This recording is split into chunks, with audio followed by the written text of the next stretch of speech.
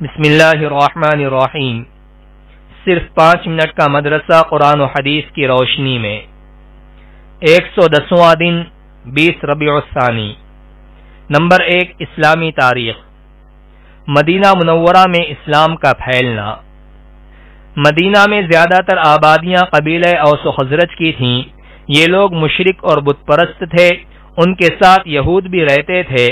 جب کبھی قبیلہ اوس و خزرج سے یہود کا مقابلہ ہوتا تو یہود کہا کرتے تھے کہ عنقریب آخری نبی مبعوث ہونے والے ہیں، ہم ان کی پیروی کریں گے اور ان کے ساتھ ہو کر تم کو قوم عاد اور قوم ارم کی طرح ہلاک و برباد کریں گے۔ جب حج کا موسم آیا تو قبیلہ خزرج کے تقریباً 6 لوگ مکہ آئے۔ یہ نبوت کا 11واں سال تھا۔ حضور صلی اللہ علیہ وسلم ان کے پاس تشریف لے گئے، اسلام کی دعوت دی اور قرآن کی آیتیں پڑھ کر سنائیں۔ ان لوگوں نے آپ صلی اللہ علیہ وسلم کو دیکھتے ہی پہچان لیا اور ایک دوسرے کو دیکھ کر کہنے لگے، خدا کی قسم یہ وہی نبی ہیں جن کا تذکرہ یہود کیا کرتے تھے۔ کہیں ایسا نہ ہو کہ اس سعادت کو حاصل کرنے میں یہود ہم سے آگے بڑھ جائیں۔ پھر انہوں نے اسلام قبول کر لیا اور حضور صلی اللہ علیہ وسلم سے کہا کہ ہمارے اور یہود کے درمیان برابر لڑائی ہوتی رہتی ہے، اگر آپ اجازت دیں تو دین اسلام کا ذکر وہاں جا کر کیا کریں تاکہ وہ لوگ اگر اس دین کو قبول کر لیں تو ہمیشہ کے لیے لڑائی ختم ہو جائے اور آپس میں محبت پیدا ہو جائے، کیونکہ اس دین کی بنیاد ہی آپسی محبت و بھائی چارگی پر قائم ہے۔ حضور صلی اللہ علیہ وسلم نے انہیں اجازت دے دی۔ وہ واپس ہو کر مدینہ منورہ پہنچے۔ جس مجلس میں بیٹھتے وہاں آپ کا ذکر کرتے۔ اس کا اثر یہ ہوا کہ مدینہ کا کوئی گھر ایسا باقی نہ رہا جہاں دین نہ پہنچا۔ نمبر 2، حضور صلی اللہ علیہ وسلم کا معجزہ۔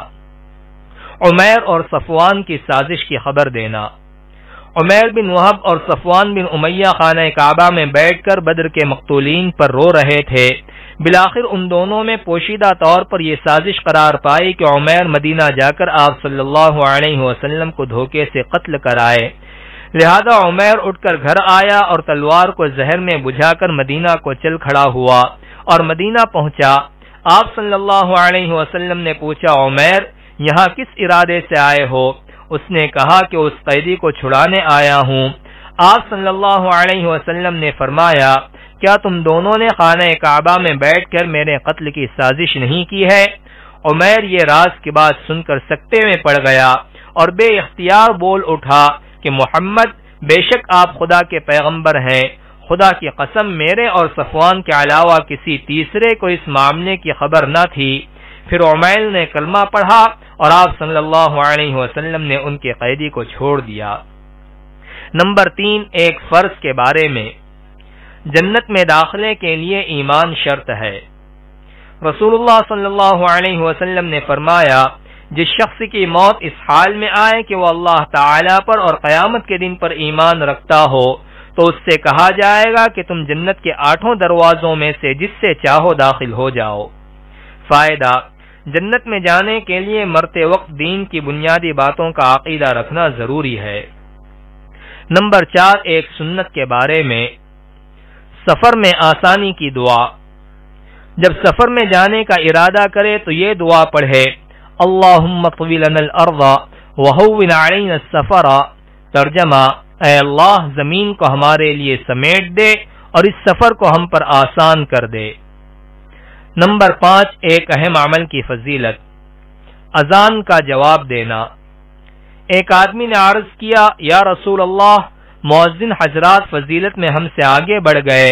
رسول اللہ صلی اللہ علیہ وسلم نے فرمایا، تم بھی اسی طرح اذان کا جواب دیا کرو جس طرح وہ اذان دیتے ہیں، پھر جب تم فارغ ہو جاؤ تو اللہ تعالی سے دعا کرو، تمہاری دعا پوری ہوگی۔ نمبر 6، ایک گناہ کے بارے میں۔ باطل پرستوں کے لیے سخت عذاب ہے۔ قرآن میں اللہ تعالی فرماتا ہے، جو لوگ خدا کے دین میں جھگڑتے ہیں جبکہ وہ دین لوگوں میں مقبول ہو چکا ہے، لہذا ان لوگوں کی بحث ان کے رب کے نزدیک باطل ہے، ان پر خدا کا غضب ہے اور سخت عذاب نازل ہونے والا ہے۔ نمبر 7، دنیا کے بارے میں۔ دنیا کی زندگی کھیل تماشا ہے۔ قرآن میں اللہ تعالی فرماتا ہے دنیا کی زندگی کھیل کود کے سوا کچھ بھی نہیں ہے اور آخرت کی زندگی ہی حقیقی زندگی ہے، کاش یہ لوگ اتنی سی بات سمجھ لیتے۔ نمبر 8 آخرت کے بارے میں قیامت کے دن لوگوں کی حالت۔ رسول اللہ صلی اللہ علیہ وسلم نے فرمایا قیامت کے روز سورج 1 میل کے فاصلے پر ہوگا اور اس کی گرمی میں بھی اضافہ کر دیا جائے گا، جس کی وجہ سے لوگوں کی کھوپڑیوں میں دماغ اس طرح ابل رہا ہوگا جس طرح ہانڈیاں جوش مارتی ہیں۔ لوگ اپنے گناہوں کے بقدر پسینے میں ڈوبے ہوئے ہوں گے، بعض ٹخنوں تک، بعض پنڈلیوں تک، بعض کمر تک اور بعض کے منہ میں لگام کی طرح ہوگا۔ نمبر 9 طب نبوی سے علاج۔ کھمبی یعنی مشروم سے آنکھوں کا علاج۔ رسول اللہ صلی اللہ علیہ وسلم نے فرمایا کھمبی کا پانی آنکھوں کے لیے شفا ہے۔ فائدہ: حضرت ابو ہریرہ رضی اللہ عنہ اپنا واقعہ بیان کرتے ہیں، میں نے 3 یا 5 یا 7 کھمبیاں لی اور اس کا پانی نچوڑ کر ایک شیشی میں رکھ لیا، پھر وہی پانی میں نے اپنی باندھی کی دکھتی ہوئی آنکھ میں ڈالا تو وہ اچھی ہو گئی۔ نوٹ: کھمبی کو ہندوستان کے بعض علاقوں میں سانپ کی چھتری اور بعض دوسرے علاقوں میں ککر متا کہتے ہیں۔ یاد رہے کہ بعض کھمبیاں زہریلی بھی ہوتی ہیں، لہذا تحقیق کے بعد استعمال کی جائے۔ نمبر 10 نبی صلی اللہ علیہ وسلم کی نصیحت۔ رسول اللہ صلی اللہ علیہ وسلم نے فرمایا جو شخص اللہ اور آخرت کے دن پر ایمان رکھتا ہو اسے چاہیے کہ اپنے پڑوسی کو تکلیف نہ دے۔